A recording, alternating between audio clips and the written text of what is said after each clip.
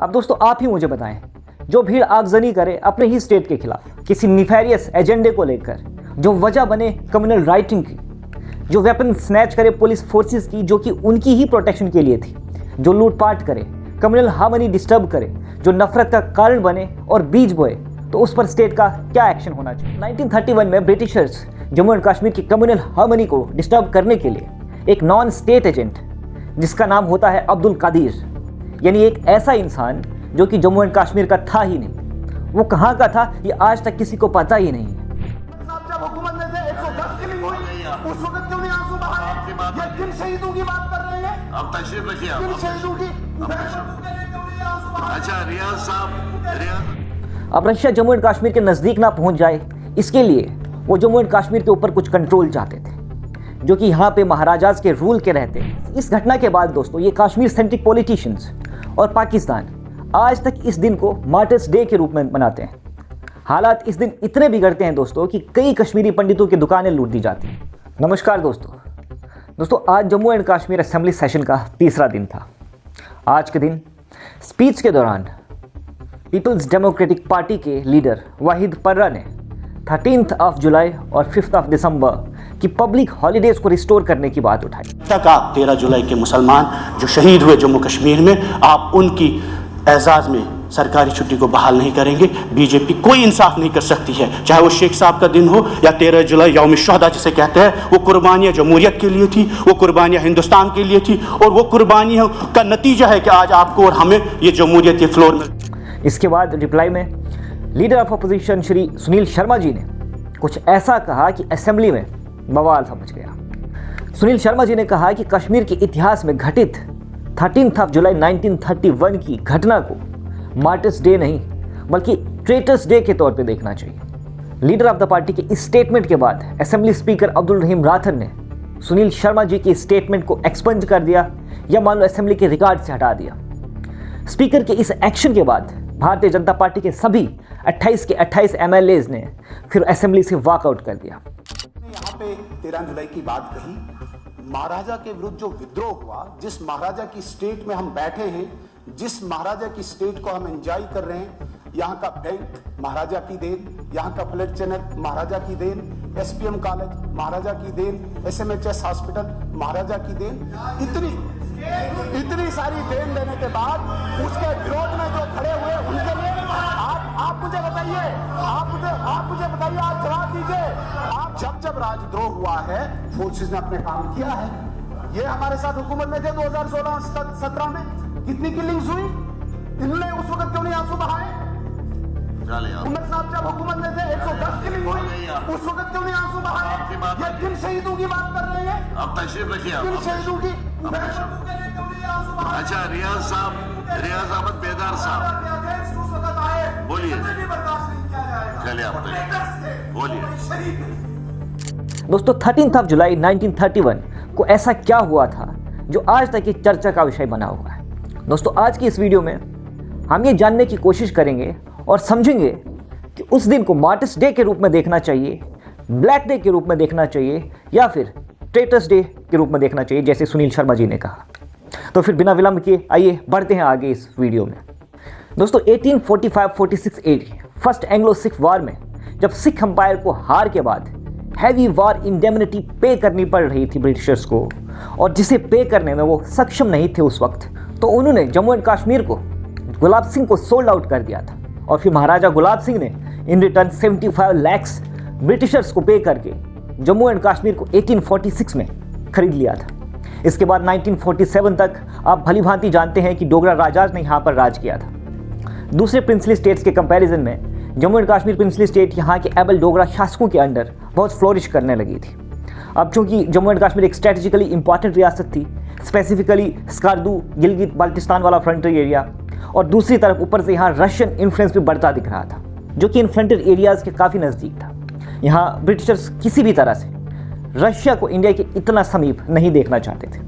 अब Russia Jammu and Kashmir के नज़दीक ना पहुँच जाए, इसके लिए वो जम्मू एंड कश्मीर के ऊपर कुछ कंट्रोल चाहते थे जो कि यहाँ पे महाराजाज के रूल के रहते मुश्किल हो रहा था क्योंकि वो इंडिपेंडेंट स्टांस के थे। तो दोस्तों ब्रिटिशर्स क्या करते हैं कि वो कभी महाराजा प्रताप सिंह के ऊपर रशिया के नज़दीक जाने के एलिगेशन लगाकर अपना इन्फ्लुएंस बढ़ाने की कोशिश करते हैं, तो कभी डॉक्ट्रिन ऑफ लैप्स के तहत यहाँ की रियासत को अपने कंट्रोल में लाने की कोशिश करते हैं। एक के बाद एक षड्यंत्र रचे जाते हैं। हालांकि कुछ हद तक वो महाराजा की पावर को कमज़ोर करने में कामयाब भी हो जाते हैं। 1925 एडी में महाराजा हरि सिंह गद्दी पे बैठते हैं। मार्च 1931 एडी में करण सिंह जी के रूप में जम्मू एंड कश्मीर को अपना नेक्स्ट उत्तराधिकारी मिल जाता है। ब्रिटिशर्स के प्लान्स धराशायी होने लगते हैं। इस सब के चलते ब्रिटिशर्स फिर यहाँ पे डिवाइड एंड रूल की पॉलिसी खेलते हैं, जो इवेंचुअली यहाँ 13 जुलाई 1931 की घटना को जन्म देती है। ये तो था दोस्तों एक छोटा सा हिस्टोरिकल बैकग्राउंड, जिसके बैकड्रॉप में ये सब घटना घटी। अब हम जानने का प्रयास करेंगे कि 1931 में एग्जैक्टली हुआ क्या था। दोस्तों 1931 में ब्रिटिशर्स जम्मू एंड कश्मीर की कम्युनल हार्मनी को डिस्टर्ब करने के लिए एक नॉन स्टेट एजेंट, जिसका नाम होता है अब्दुल कादिर, यानी एक ऐसा इंसान जो कि जम्मू एंड कश्मीर का था ही नहीं, वो कहाँ का था ये आज तक किसी को पता ही नहीं है, और जिसे किसी यूरोपियन ट्रैवलर का कुक बताया जाता है, और जिसको दोस्तों ब्रिटिश पॉलिटिकल ऑफिसर वेकफील्ड द्वारा यहाँ प्लांट किया गया था। ये non state actor Abdul Qadir 25 जून को एक देशद्रोही, एक सेडिशियस, एक भड़काऊ स्पीच देता है, वो भी एक मस्जिद से, और पैलेस को जलाने की बात करता है। दोस्तों इस भड़काऊ स्पीच के कारण इसे तब की राजा की पुलिस फोर्सेस द्वारा अरेस्ट कर दिया जाता है। अब ये कोई छुपी बात नहीं है दोस्तों कि महाराजा प्रताप सिंह और हरि सिंह जी द्वारा JNK में एजुकेशन और अन्य सेक्टर्स में क्या क्या रिफॉर्म्स किए थे। इन्हीं रिफॉर्म्स के बदौलत कश्मीर में रीडिंग क्लब की स्थापना भी हुई थी। परंतु समय के साथ साथ ये रीडिंग क्लब कश्मीर का बाद में सेडिशियस एक्टिविटीज़ का हॉटबेड बन जाता है। अब्दुल कादिर की अरेस्ट के बाद इस रीडिंग क्लब के इन्फ्लुएंस्ड लोगों द्वारा और दूसरे भी नॉन स्टेट और स्टेट एक्टर्स द्वारा यहाँ की कम्युनल हार्मनी को डिस्टर्ब करने की कोशिश की जाती है, जिसके बाद यहाँ हालात काफ़ी बिगड़ जाते हैं। इस सब के चलते अब्दुल कादिर के सेंट्रल जेल कश्मीर के अंदर ट्रायल करने की घोषणा की जाती है। शेख अब्दुल्ला जो इस वक्त अपने पॉलिटिकल स्कोर्स गेन करने में लगे थे, इस अपॉर्चुनिटी को देखकर कई रिलीजियस प्लेटफॉर्म्स का यूज़ करके ऐलान करते हैं कि 13 जुलाई को ट्रायल के दौरान सभी सेंट्रल जेल पहुंचें और अपनी जान भी देनी पड़े तो दें, लेकिन इस प्रोटेस्ट को किसी अंजाम तक पहुंचाएं। इसके बाद दोस्तों 13 जुलाई को ट्रायल के दौरान मास स्केल प्रोटेस्ट होते हैं। भीड़ हर सीमाएं लांघ देती है, आगजनी करती है, पुलिस फोर्सेस के वेपन्स तक छीन लेती है। ऐसी अराजकता की सिचुएशन में स्टेट फोर्सेस द्वारा ऐसे राइटर्स पर फिर ओपन फायरिंग के आदेश दिए जाते हैं, जिसके कारण 22 लोगों की फिर जान चली जाती है। बस इस घटना के बाद दोस्तों ये कश्मीर सेंट्रिक पॉलिटिशियंस और पाकिस्तान आज तक इस दिन को मार्टर्स डे के रूप में मनाते हैं। हालात इस दिन इतने बिगड़ते हैं दोस्तों कि कई कश्मीरी पंडितों की दुकानें लूट दी जाती हैं, कई मोहल्लों में आगजनी की वारदातें सामने आती हैं, कई रेप्स होते हैं और कई इनोसेंट जाने जाती हैं। कश्मीरी पंडित हर वर्ष इस दिन को ब्लैक डे के रूप में मनाते हैं। शामिर, सिकंदर, बुत शिकन, मुगल्स, अफगान्स के बाद कश्मीरी पंडित्स इसे अपने ऊपर 5वां सबसे बड़ा हमला या ऑनस्लॉट के रूप में देखते हैं। जब राष्ट्रद्रोह हुआ है, किसी राज्य के खिलाफ बगावत हुई है, तब पुलिस ने अपना एक्शन किया है। 1931 में एक ऐसा ग्रुप, दंगाइयों का ग्रुप, जिन्होंने हुड़दंग मचाई, कश्मीरी पंडित हिंदुओं का नरसंहार किया, उनकी दुकानें जलाई, उनके घर जलाए, महाराजा के खिलाफ बगावत की, जिस महाराजा को हम भगवान के बाद दूसरा दर्जा यहाँ देखते हैं। उनकी न्याय व्यवस्था, उनकी कानून व्यवस्था, उनकी आर्थिक व्यवस्था इस जम्मू कश्मीर के लिए आज भी सराहनीय है। उस महाराजा के विरुद्ध बगावत करने वाले और पर्टिकुलर हिंदू कम्युनिटी की दुकानें और घर जलाने वाले कभी शहीद नहीं हो सकते हैं। वो गद्दार हो सकते हैं, ट्रेटर्स हो सकते हैं, शहीद भगत सिंह हो सकते हैं, राजगुरु हो सकते हैं, सुखदेव हो सकते हैं, मकबूल शेरवानी हो सकते हैं, ब्रिगेडियर राजेंद्र सिंह हो सकते हैं, मेजर सोमनाथ हो सकते हैं, वो नहीं हो सकते। नेशनल कॉन्फ्रेंस आज तक 2019 तक कांग्रेस की उस मानसिक पीड़ा का लाभ उठाती गई और इनको शहीद की संज्ञा देती गई।